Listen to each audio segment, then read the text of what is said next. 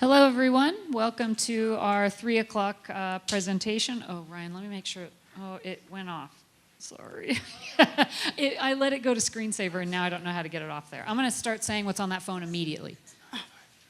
Okay. Okay, good. Hello, everyone. I'm Cindy Nover. I'm a faculty member in the School of Social Work. The Zoom people can't see me if I stand right here, so I'm going to stand up here.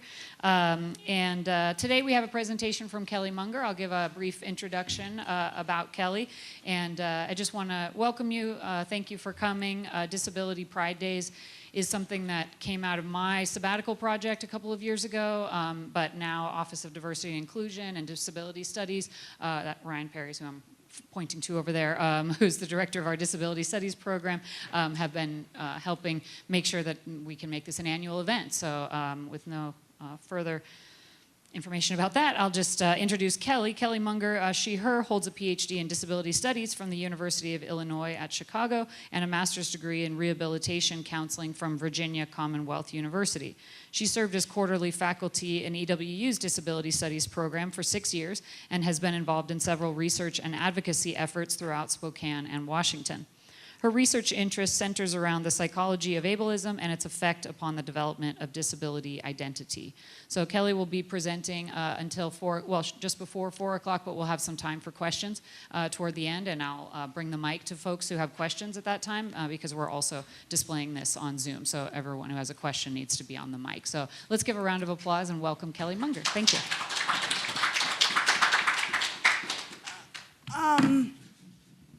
Okay.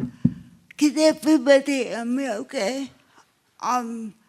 Okay, thank you to Shitty and Ryan for having me today.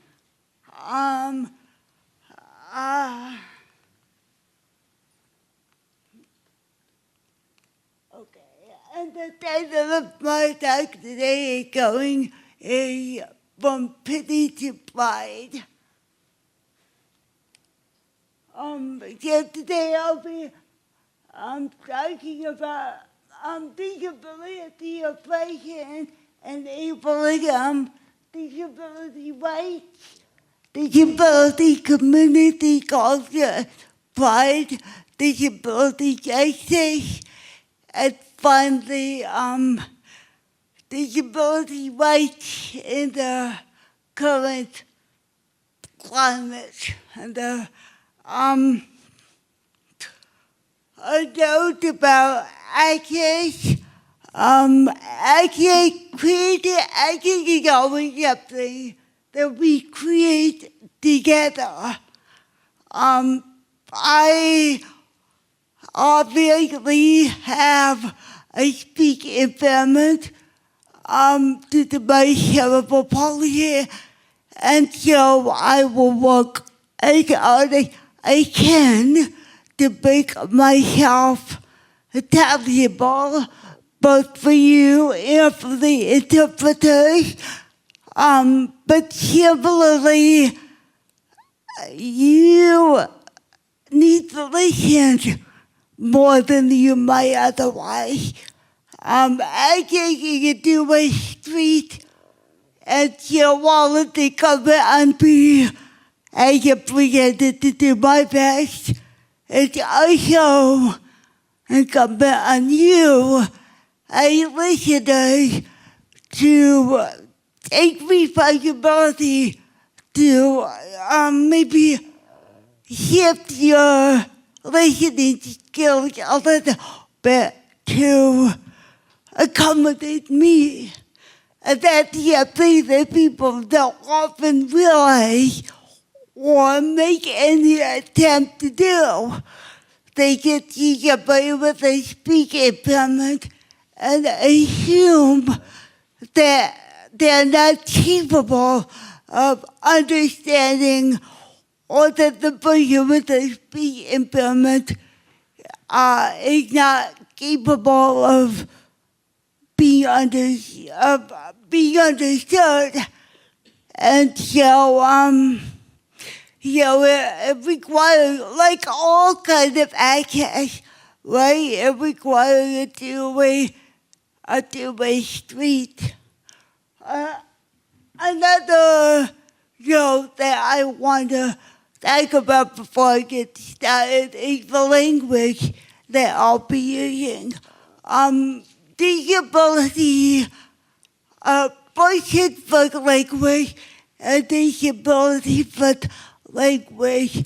I'm a disability studies scholar and activist, and a disabled person. I prefer to use disability for language. I don't know in your social work programs or in other fields, it's generally taught that you should use person for language. I think in response to traditional denials of personhood of disabled people, by emphasizing persons with a disability or persons with autism or persons with Tourette syndrome, it implies that it recognizing the importance of personhood before disability.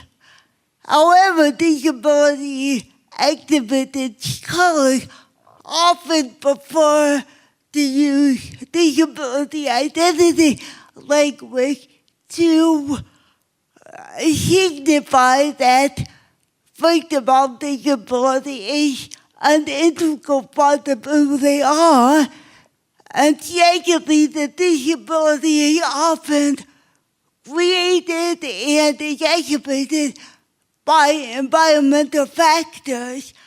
I am not a person with a disability. I am disabled by my environment, or I am disabled and proud. Either one, both of those are important. We often choose identity for language.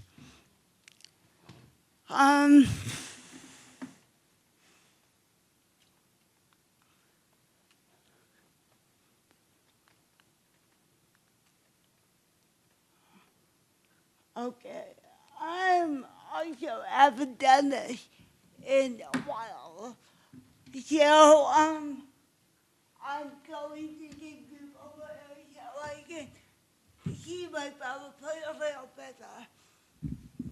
Okay, the first thing we're going to talk about is disability as a form of oppression. A lot of people most people are used to thinking of disability as intrinsic to oneself or a personal problem as it may be. But in reality, or I think what a lot of scholars and activists discuss is that disability is often, like I said, it's created as a result of oppression and an unwelcoming environment. And so they happen throughout history. There's stories, as far back as ancient Greece of babies with disabilities being killed. But I'm gonna talk today briefly about Munger into the 19th and 20th century. Up until about the 1960s and 70s, many people were with disability are very kind, were simply institutionalized. If I had been born, I was born in 1978. You know, I'm pretty old as it is, but had I been born 20 years before that, I might not be in the community today. And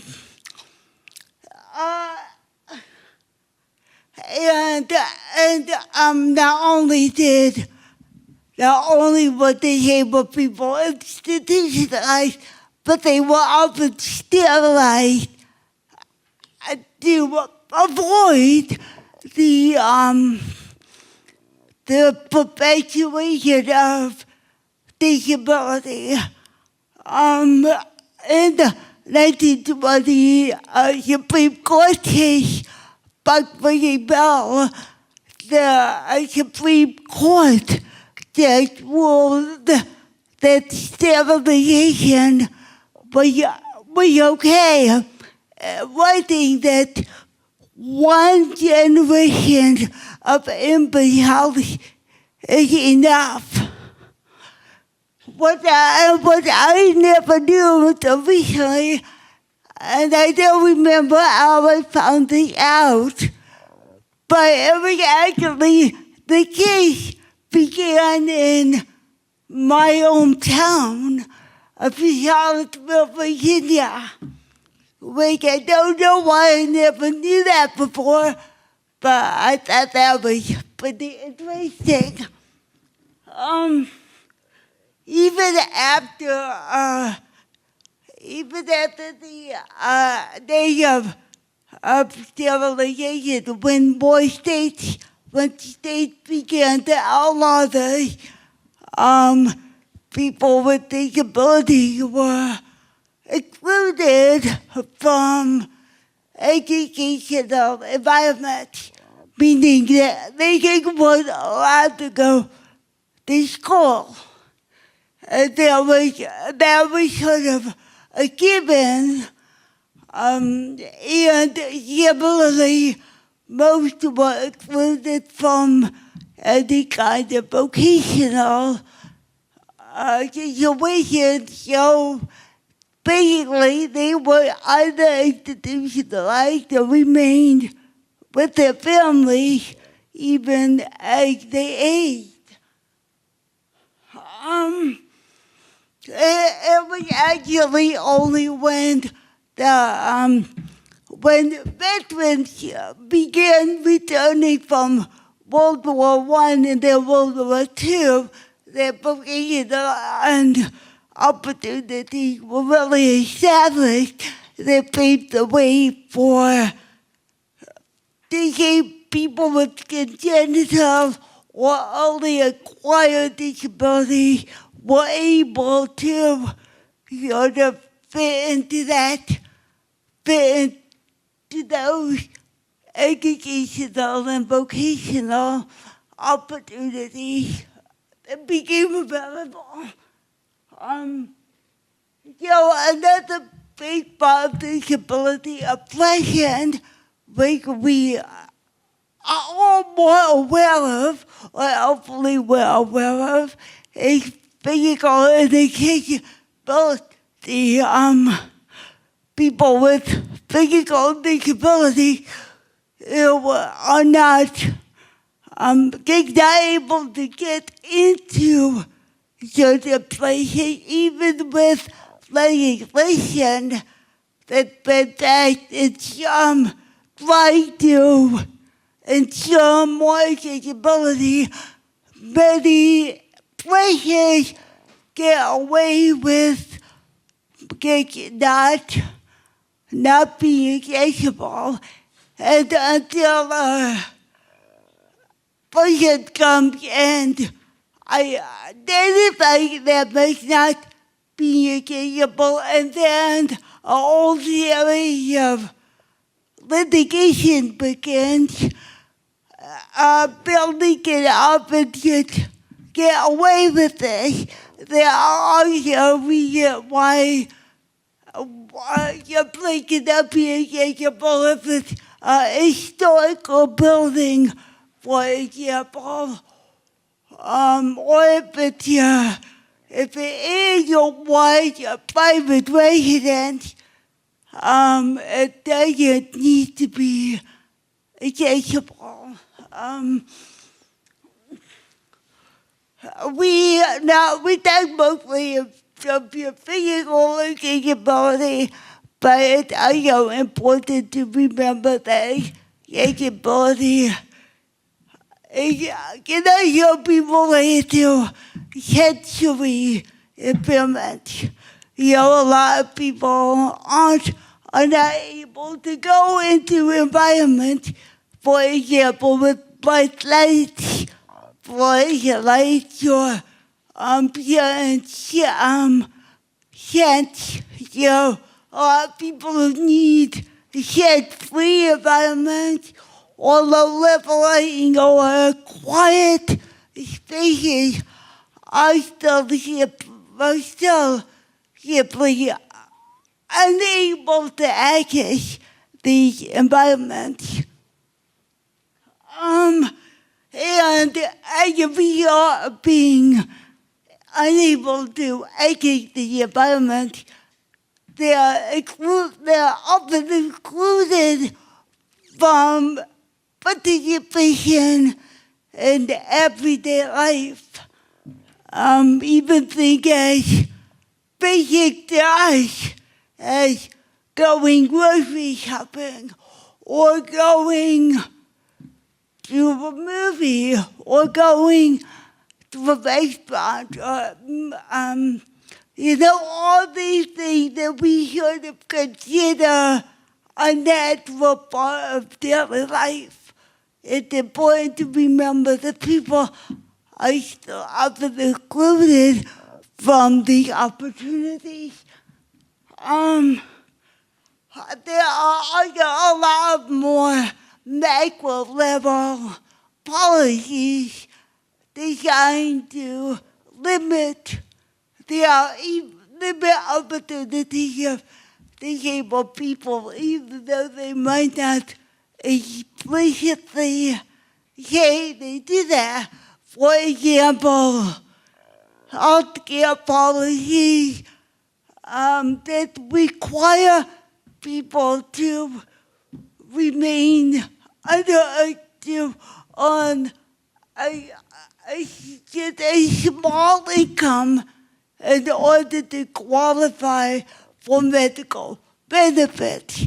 If you're on supplemental social income, you cannot earn more than a certain amount of money a month, or you won't be eligible for those, for not only for that amount of money, but also for the Medicaid benefits they go with it. If you're on Medicaid and you want to get married, but your spouse makes over a certain threshold, you can often not get married if you need to keep those benefits. If you're reliant upon Medicaid, you often can't get married.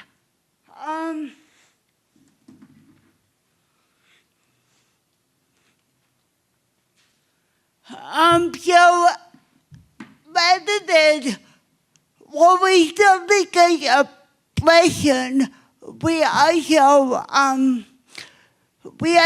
identify all these things as forms of ableism. And ableism wasn't really coined until 2008. We're just now starting to talk about ableism in the same terms that we talk about taking up etc. We define ableism as prejudice, bias, and discrimination against people with disabilities based upon the belief that people with disabilities are less valuable and less capable than those without the disability. And besides the macro level policy that I just spoke to, there's more everyday expressions of bias they simply permeate everyday culture, right? In terms of the language that we use.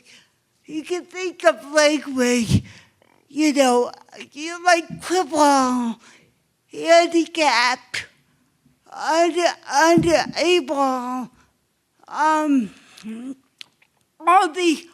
all of these words that are still using retard, all these words that degrade disabled people, even as there's more recognition that these are very awful, and put everything on replacing this type of language, it's still very pervasive in our culture. Stereotyping and differential treatment occurs in all kinds of media representation. It occurs just in the course of everyday life. When I've gone out, I'm just trying to lead my life, drop my daughter off at school, thinking about the million things I have to do today.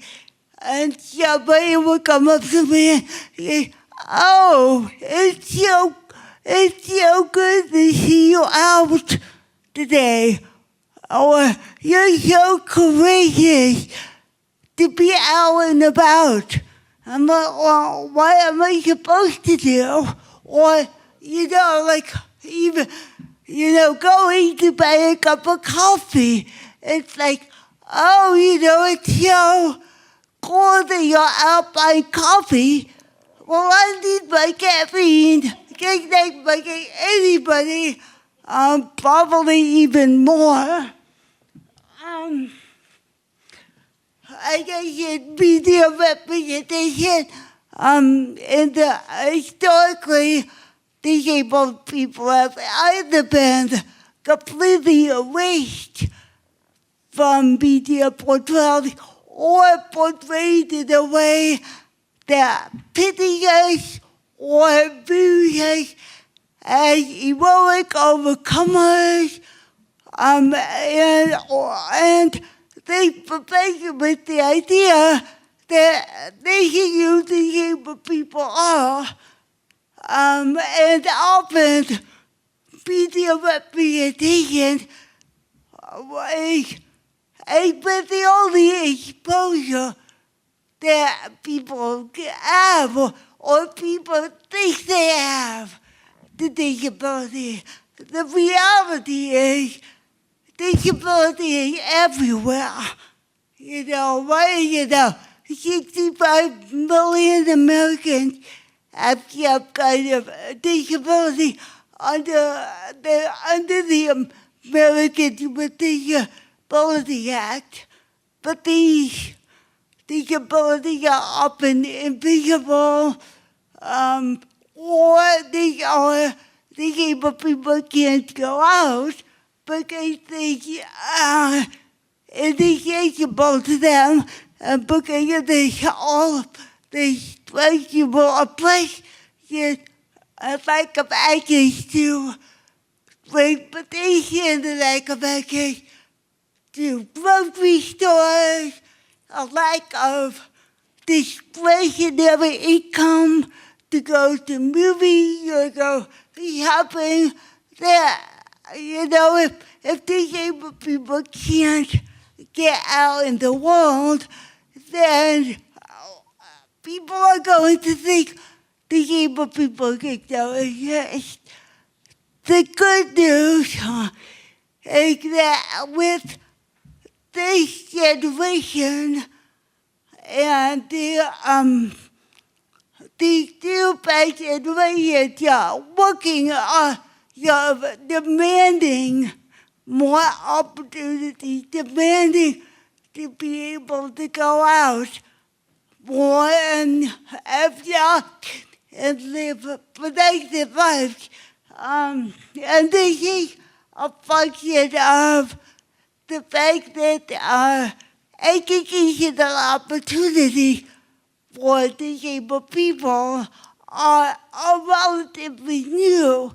Like I said before, the disabled people were often made to stay at home, not able to go to school either because of physical disability or they simply was not the structure in place to accommodate them.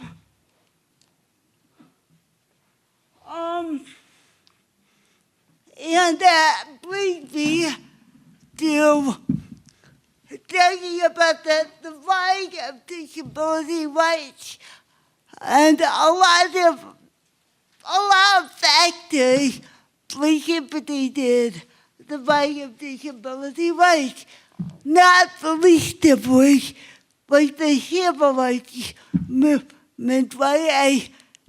As people, with the people of color demanding their rights and demanding integration, it inspired people with disabilities and their families to do the same.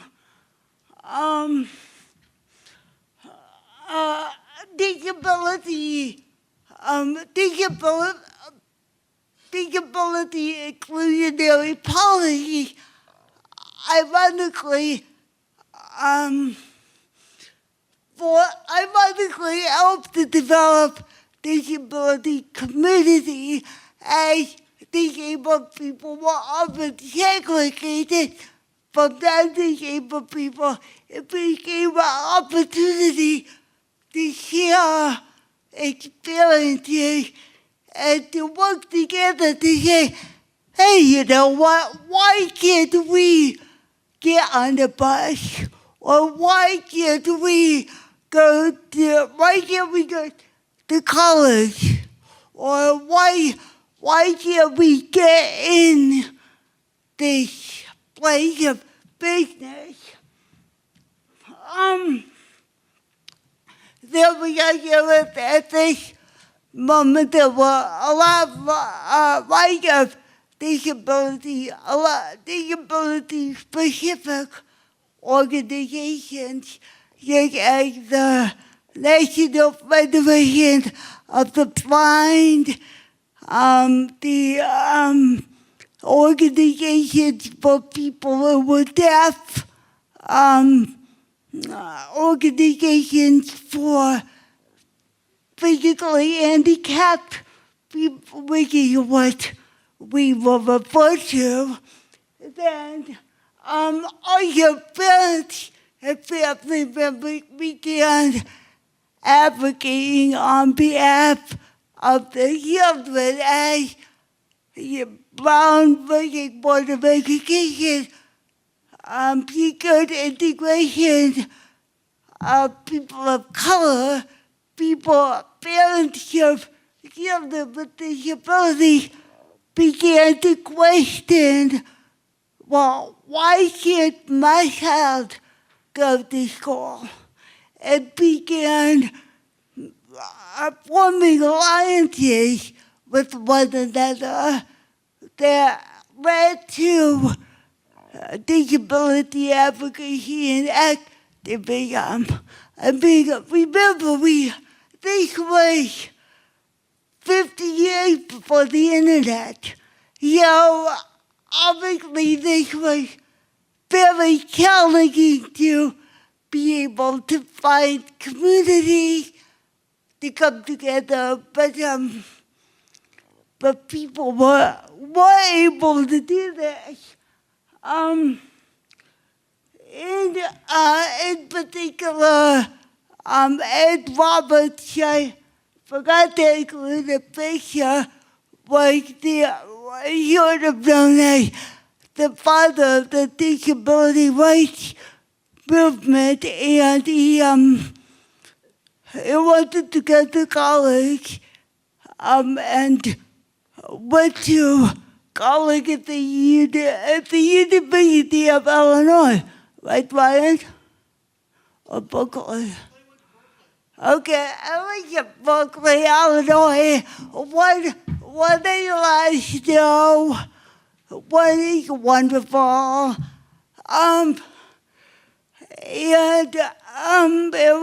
He created the group called the Rolling Quads, like a group of people with disabilities, men with disabilities, white men who used wheelchairs. A very specific group of people with disabilities who were able to go to college but needed to live separately in order to have personal care, because there weren't, multiply capable dorms on every campus like there should be now. The inclusionary spaces sort of ironically became places where civil rights of disabled people originated.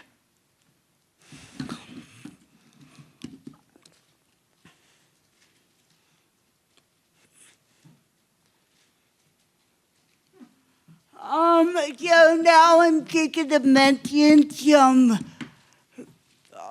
disability rights legislation.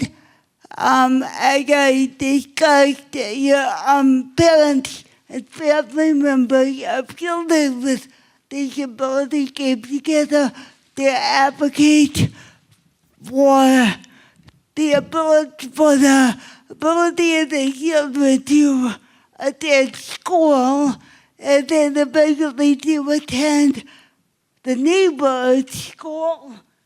And this might be of legislation was called the Education for All Handicapped Children Act. And to show again how old I am, this legislation was passed 3 years before I was born. And so ended up being passed, I would have there would be no legal obligation to put me in school. And so obviously this fundamental shift, that allowed children to go to school was a dramatic change in disability policy, and really will be spurred on the other disability rights legislation and advocacy efforts. Another big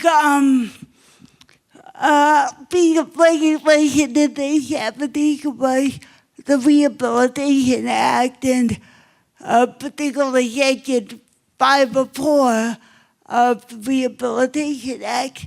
The Rehabilitation Act of 1973 was mostly related to rehab, work-related legislation, and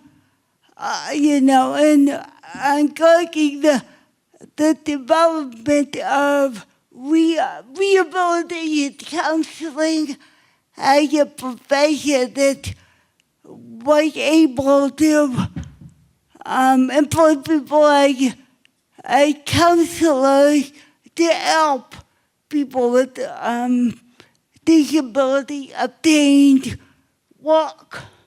Prior to this, if people with disability worked at all, it was often, in sheltered environments, like workshops and where some people made a little like 5 cents an hour doing piecemeal work, but they really inspired the development of real vocational opportunities for people with disabilities.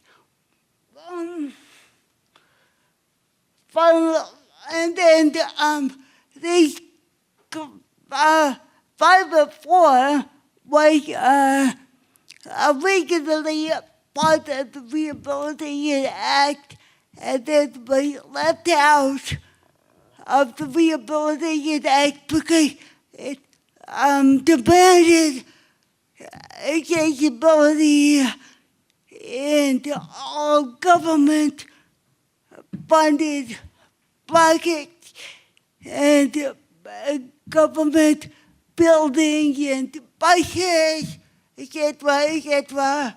And things was not included in the original Rehab Act. It was only after months of protest by disabled people who demanded that we include these provisions for accessibility. And 504 was really the turning point for the beginning of disability rights activism by disabled people. Disabled people changed themselves devices to fight for accessibility of public transit. They also had the hidden the health education and welfare building in San Francisco, which lasted how many days, Ryan, do you remember? 30. Lasted 30 days, and at the end, the government capitulated to these very reasonable demands for inclusiveness. And then we have the Americans with Disability Act of 1990, which is, I'm sure that's what we're mostly familiar with, right? The ADA supposedly guarantees accessibility in public places. They don't want the ADA states that no qualified individual can be discriminated against in employment. It's great petition. States that all buses had to be equipped with lifts by a certain date. And then a provision about telecommunications, access to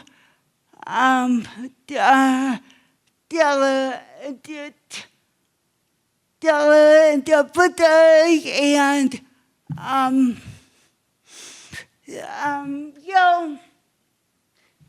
and then finally, what we have the amendments of 2010 and the reason of 2008, excuse me, and the reason for the amendment is after the ADA was originally passed, there was a series of court cases that really watered down the ADA.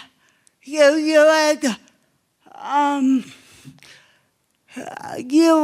had a lot of legal cases about what actually constituted a disability.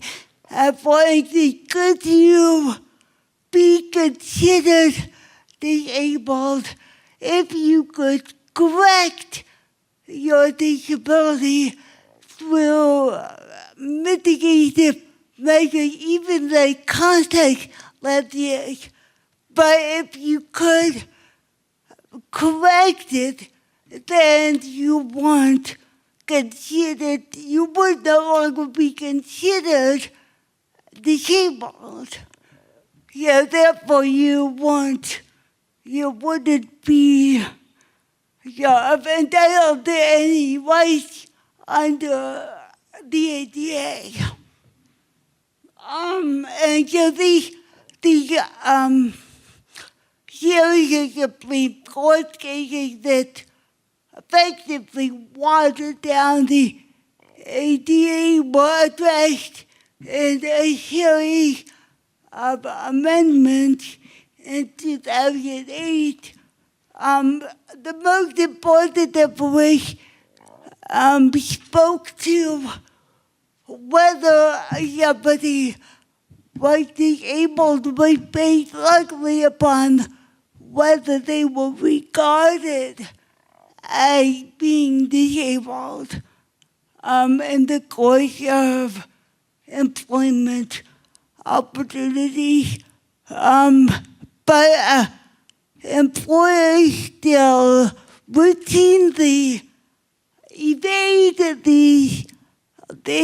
these laws and policies. It's easy to find ways, it's easy to find loopholes.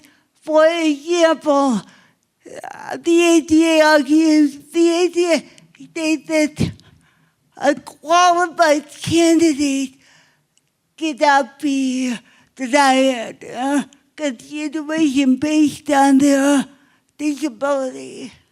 What qualifies as a qualified candidate? Well, it depends on what are the essential functions of the job. Well, if you say that essential function of the job is to have a driver's license, even though the job has nothing to do with driving a car, and you don't have a driver's license, there's grounds there to eliminate you for consideration.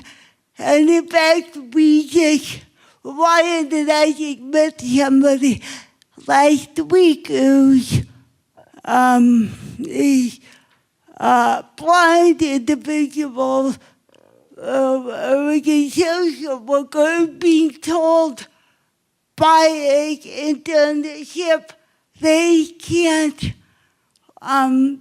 can't work there because they need to be able to as a social worker, and they work with protective services. He needs to be able to go into the community and have a car seat and drive have a car seat with sport a child to get removed from the home when there are many accommodations it could use. Yeah, the driving, wouldn't be considered, wouldn't have to be considered an essential function of the job. And finally, I think really important piece of legislation lately has been the Affordable Care Act of 2010. And disabled people were very, very instrumental in helping to get the Affordable Care Act passed. That's something obviously that benefits everyone, but there's a lot of motivated really just how instrumental disabled people were in advocating for that piece of legislation and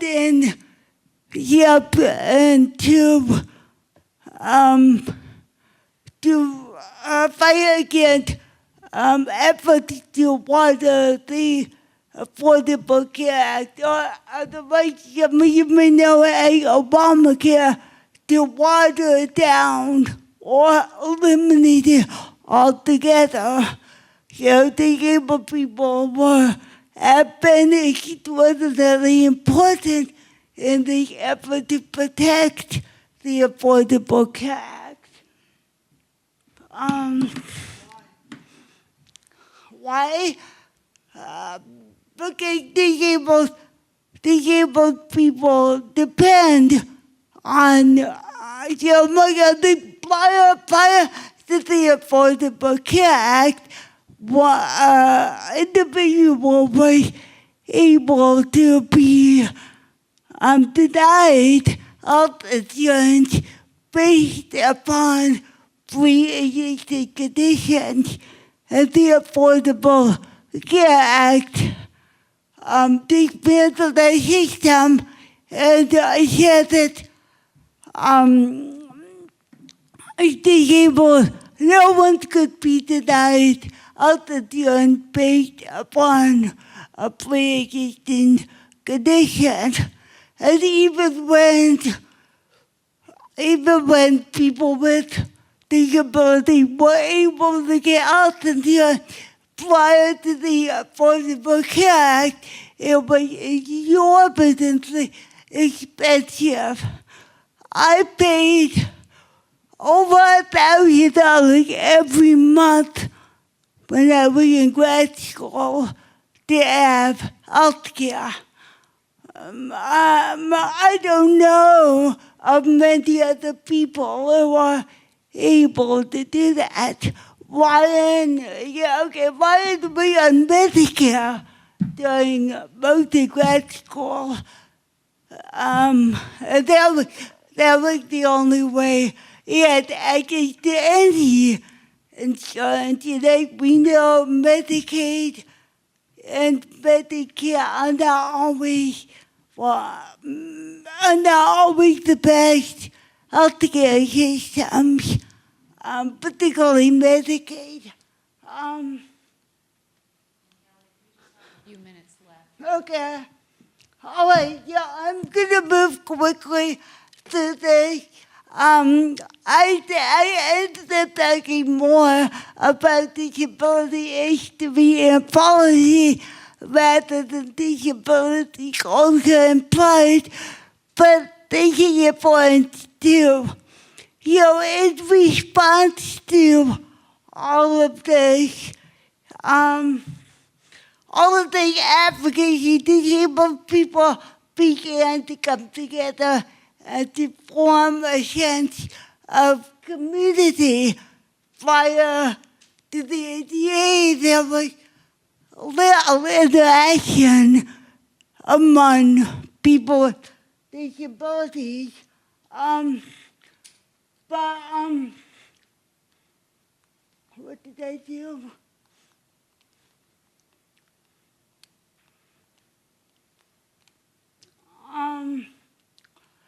Okay, so you can see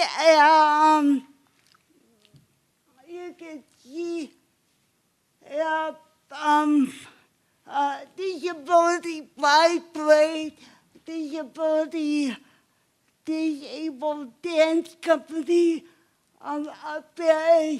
Neil Marcus is a poet who talks about disability fight. Disability fight, like disability activism, was developed through shared experiencing of oppression. It was expanded, like I said, to the class disability activism that led to the passage of disability rights laws. And it was validated by legislation that legitimized disabled people as a population worthy of rights. And this is a quote by Gallagher, who was my advisor and recently was my dissertation advisor, who recently passed away. So I'll try not to cry. When we have the right to integrate, then we can choose whether or not we want to. The right to integrate led to the new development and expansion of disability culture, and suddenly more people with disabilities were able to come together and bond over shared experiences. Disability culture involves a rejection of mainstream culture. They can easily devalue people with disabilities. And again, I refer to that earlier in terms of we don't see people with disabilities, media representation, or they are viewed negatively, and Dr. Berry will speak more to that in this lecture tomorrow on disability representation. I think group of people came together to develop a sense of disability culture. They began to discuss and share their experiences that were later became incorporated into cultural forms like poetry, film and dance, memoirs, and even dolls.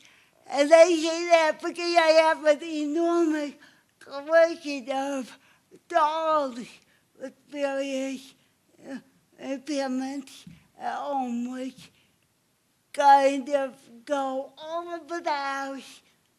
And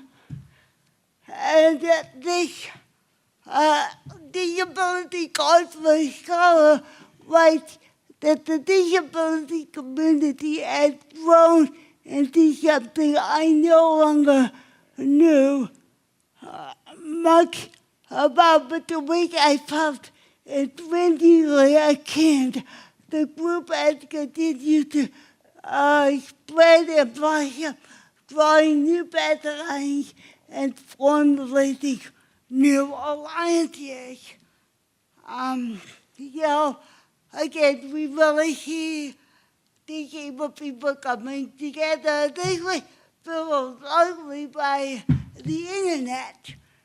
For the first time, people with disabilities from different parts of the country and even people, different parts of the world could connect with one another.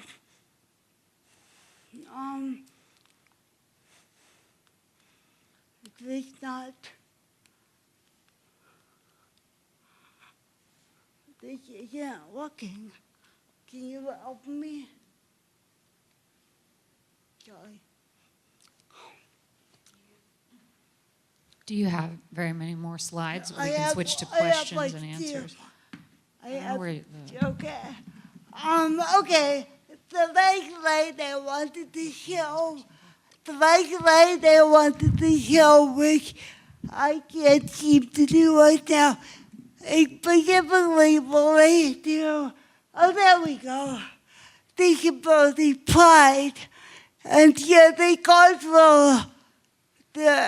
cultural progression led into a movement toward the actual expression of disability pride. And in 2003, the first disability pride parade was held in Chicago. And actually at the end of your meeting, so I'm proud to say I was one of the founders of the parade. Thinking an image of the first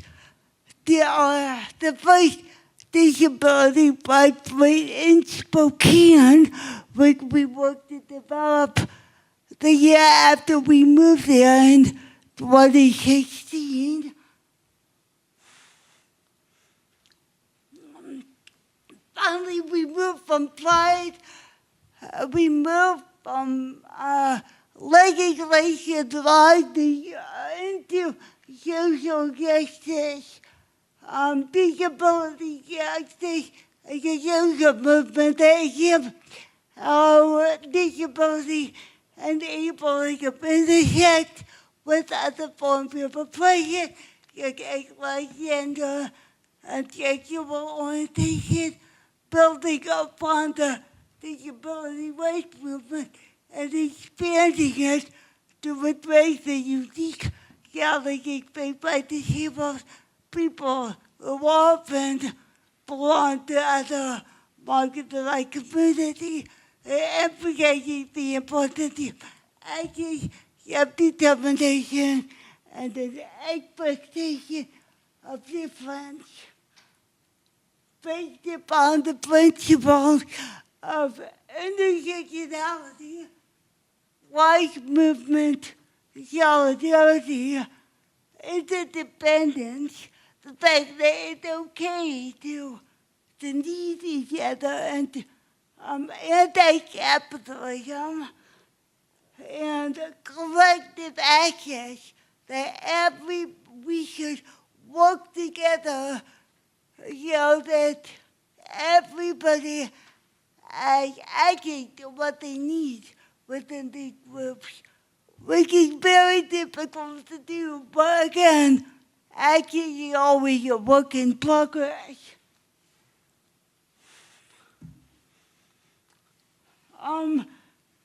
Examples of disability justice in the larger community, combating police brutality,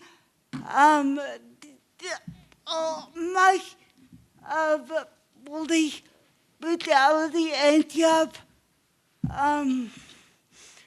to be perpetuated against disabled people, even if they aren't aware that somebody disabled. Disability justice is all about providing mutual aid during the pandemic and everyday life. Remember the beginning of the pandemic when all the mutual aid groups popped up. They were making back and helping to grocery shop for people with disability and making helping to grocery shop for everybody who needed it and making sure that people had their medication, etc. And this is what disability justice folks strive to do all the time. Disability justice is also involved in advocating for accessible and affordable health care and advocating for the rights of other marginalized groups. And so it goes beyond the disability rights movement to acknowledge how people of color and other marginalized groups of people with disability have been erased from within the disability rights movement. Likely, I just wanted to mention, I know there's a lot going on in the present day that affects all of us, but particularly affect people with disabilities. And so there's been a lot of discussions on Facebook, on message boards, and sort of alternative news about what we can do in this era to protect the rights of individuals with disabilities. And the big thing we can do is acknowledge and strengthen our sense of community. Engage in cross-disability advocacy, reaching out to other the organizations that serve different kinds of impairments, working with them, and building alliances with other marginalized groups, such as people of color and the LGBTQ movement, connecting disability rights to broader social issues such as healthcare, the environment, immigration, all of the issues that are in the news and all of the systems that are in jeopardy now. We can communicate to our audience by, deep care refers knocking at doors and talking to people in the street and at the grocery store and within the workplace about the importance of these issues and advocating that these problems are applied to everybody and everybody in danger of losing rights. And another thing I know is one day, if you live long enough, you're going to become disabled, okay? You're going to need to rely on these systems that have been in place and are now being slowly, or not being slowly, dismantled.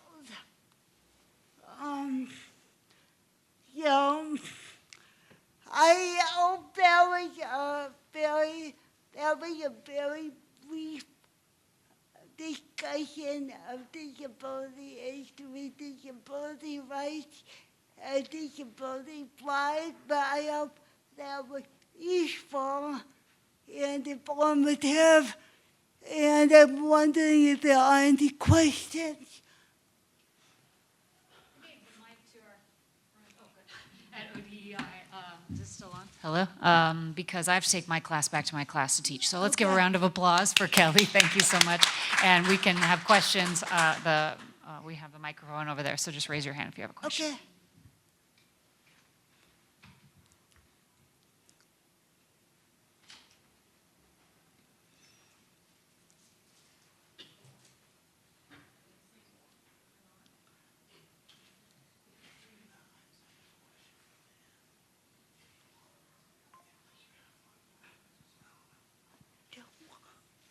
All right, hi, I hope everybody can hear me.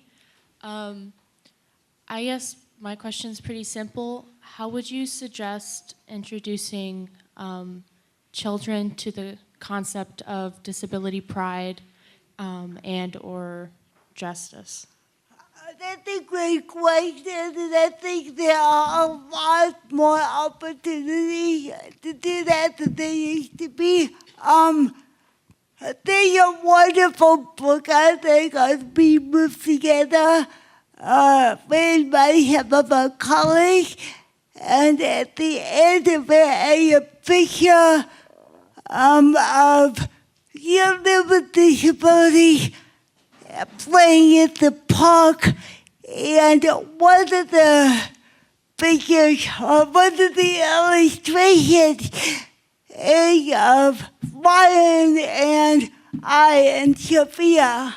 You're going to give a plug for that book. It's called We Move Together. I think having like parents, my experience has been that non-disabled parents, and even family, and even disabled parents tend to be try to ignore people with disabilities or explain disability very technically, like thinking why this person can't walk, or even thinking why mom has a disability, and thinking what we do about it. And I think Ryan and I have worked very hard with our daughter not to do that.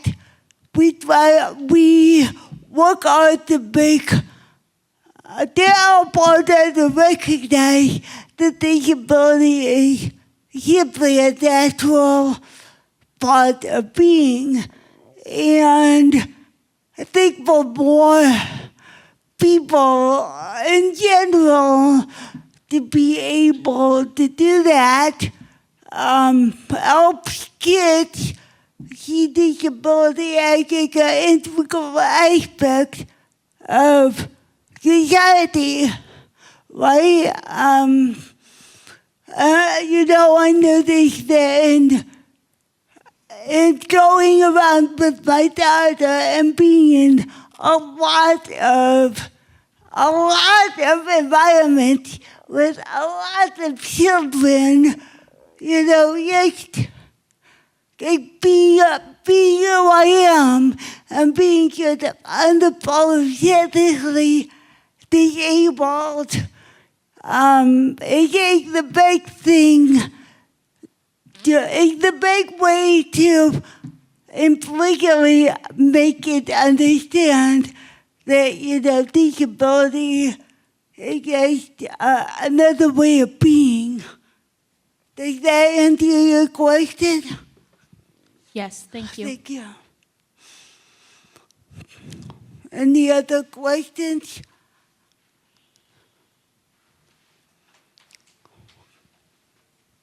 Well, this isn't as much of a question as it is like a comment. Great, following you're up already on your way to academia. Oh, Okay. I said this is more of a follow-up Yes. on her question. Yes. As far as like educating children Yeah. about disabilities pride. When I was in elementary school, my teachers would teach us like sign language and the ABCs, and also Great.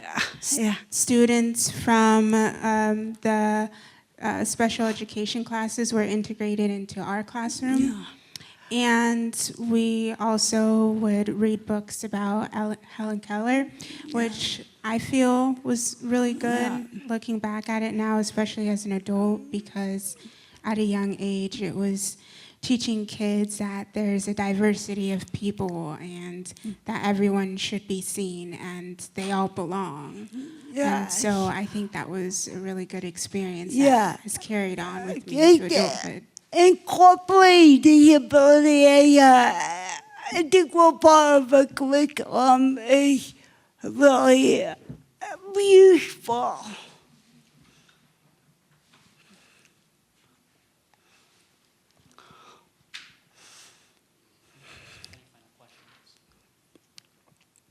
Any more questions? No, but thank you all for coming, and I hope it was informative. And thank you for attending Disability Pride events.